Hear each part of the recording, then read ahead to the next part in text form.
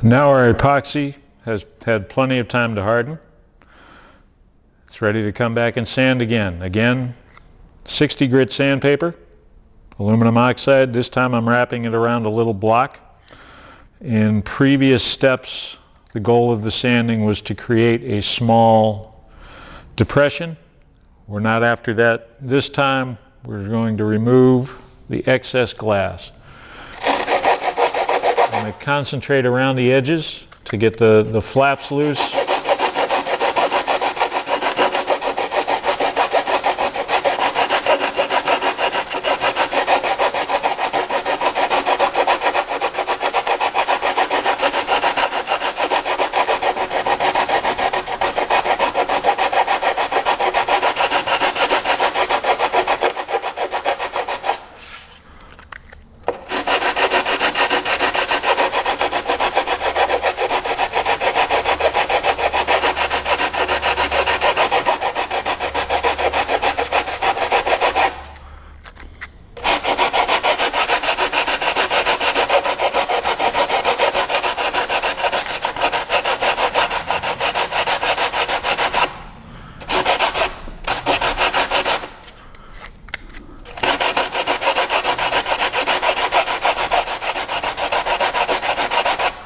Our goal is to take it to where there's no fiberglass over paint.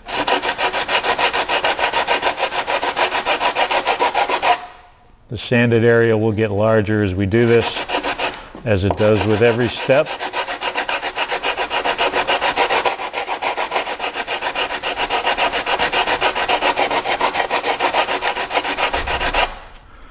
And you'll see the area of exposed primer grow.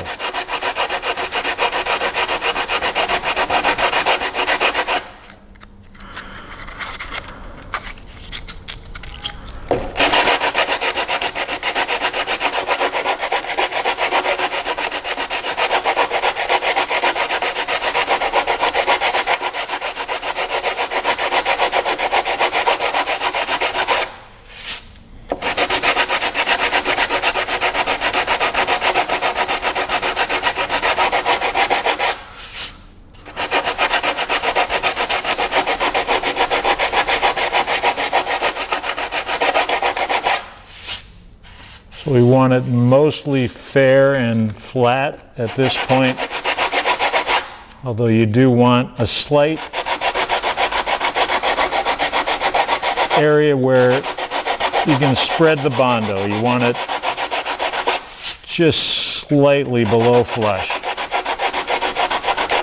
And as you see the unpainted area grow, you know you're getting down to that condition.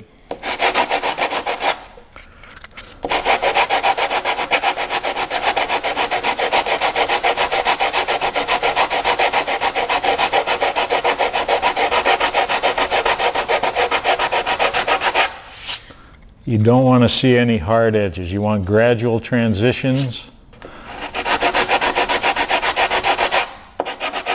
And again, feathered back.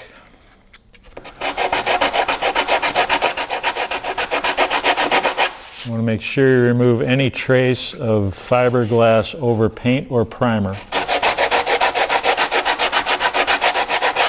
But you don't want to sand through the glass over the initial Bondo spot.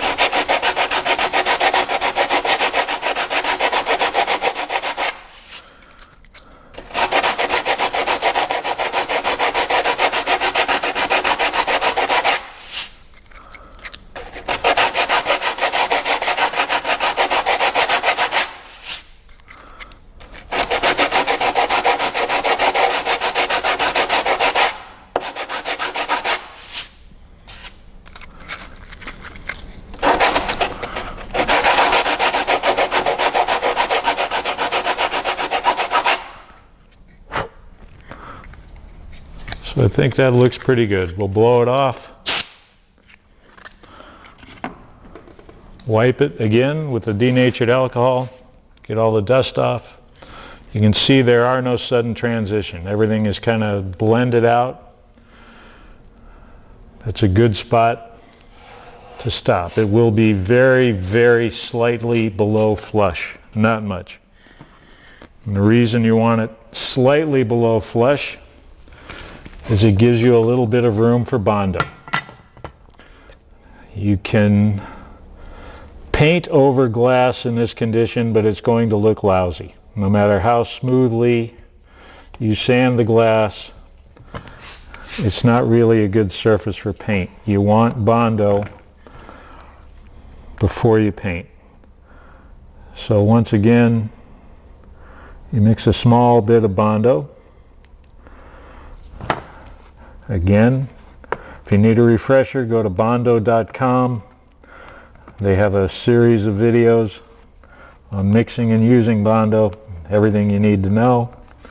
One thing, not to insult anybody's intelligence, but occasionally somebody using Bondo for the first time, once they've mixed a batch, will want to put the unused Bondo back in the can. Do not do that. Once you've mixed Bondo, it cannot go back in the can. That will ruin the entire can of Bondo. So here we have a nice prepared spot, feathered edges, glass over the Bondo. Now it's time for the fairing step. Just skim the whole area. A light skim of Bondo.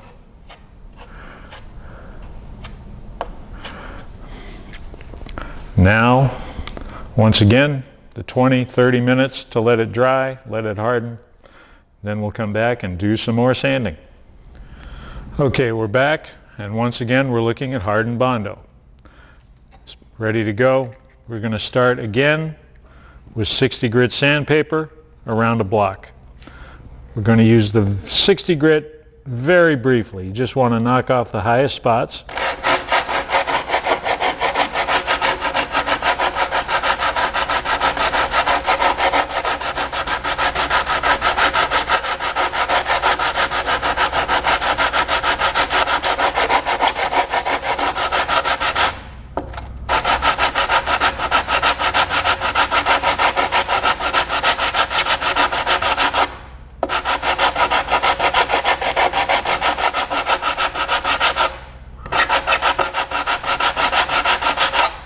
Once you get close to the original surface, switch to 100.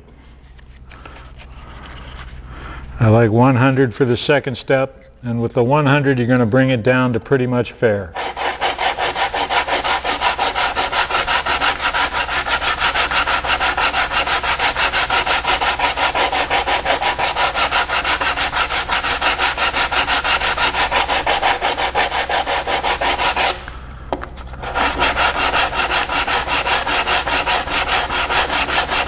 You'll see the Bondo get translucent. That's good. You don't want too much Bondo on the surface. If the repair was done properly, you won't need much. You'll also see how the sanded area expands. You want to expand your area every time you switch to a finer grit. You want to remove the heavy scratches from the previous grit.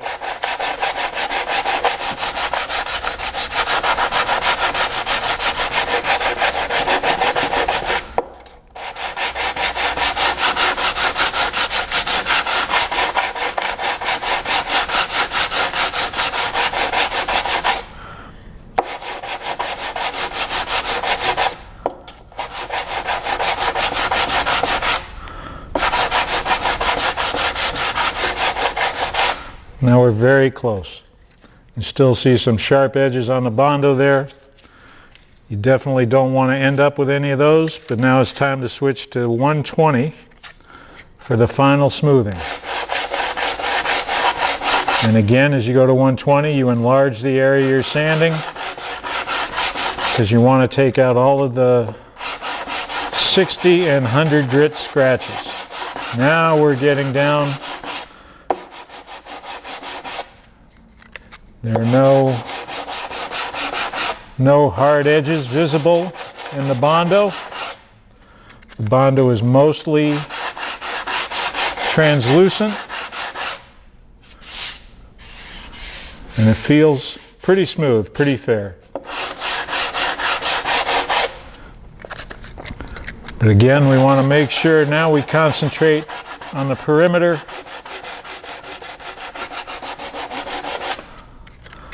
Easing off on the Bondoed area.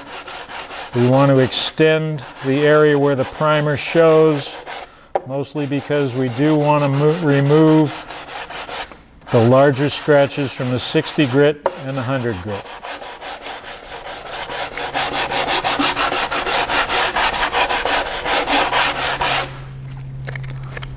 So that looks pretty good. That's about what it should look like after 120 grit.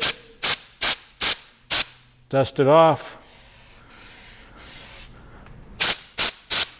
Feels pretty good. Now you want to get it with some glazing putty. There will be sanding scratches. There will be pinholes sometimes in the Bondo. And they will show up. You can't see them now, but they'll show up once the paint hits it. So you want to take some glazing putty, smear it over the whole area, just a very thin coat. This is a marine glazing putty. It's white. There's no need to use this. You can buy a Bondo glazing putty that's usually at the auto supply right near the Bondo. It's going to be red. It's fine. You're not going to leave much on before you paint anyway. You don't. When you're done, the glazing putty should only be in scratches and pinholes. It should not be anywhere else. You're sanding off 99% of it. So now you've got glazing putty on there. That usually in good weather will take 30 minutes or so to harden enough for sanding.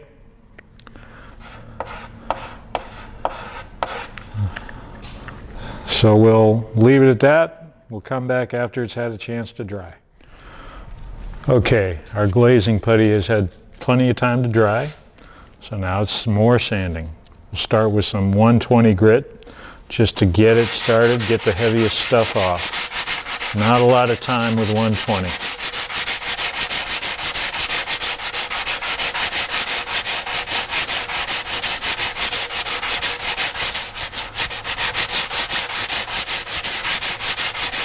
When you can start to see through it, it's a good time to switch to 150.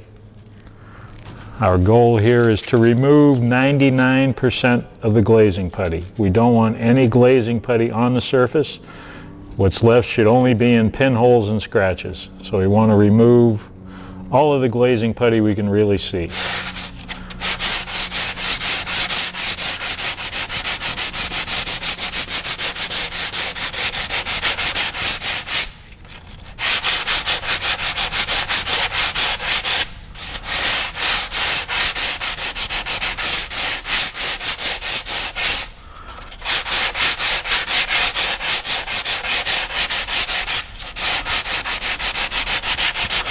Again, we want to sand out around the edges of the repair, looking to really make sure there are no 60 grit scratches left from the initial work. So don't concentrate too much in the center. Spread the sanding around.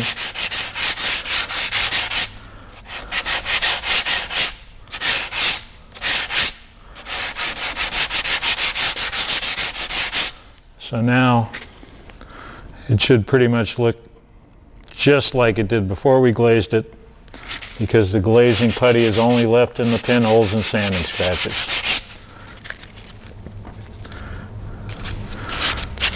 Now I'm going to finish with some 220. For a quick shot of spray paint, 220's as good as you're going to, or as fine as you're going to need. Honestly, if this is a club boat or a work boat, or God forbid a boat that's stored outdoors, you could probably stop at 120. Nobody'd know the difference. So it's been sanded. Blow off the dust.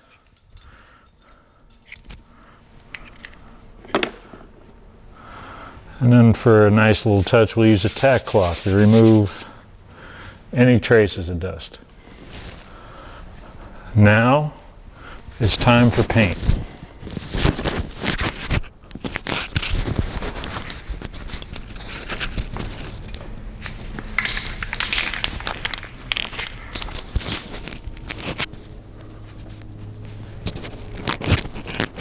This is a nice white boat.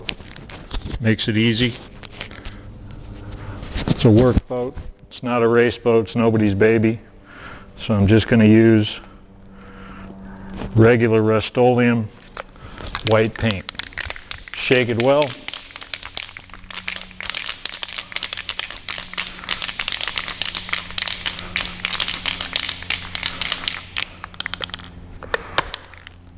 Now you want a light touch, you want a good distance light touch, and keep the can moving. Never stop the can. So there we go. Follow the instructions on the can. 3 coats is usually enough. Better to take a few minutes and do extra coats than it is to rush it and get a drip somewhere.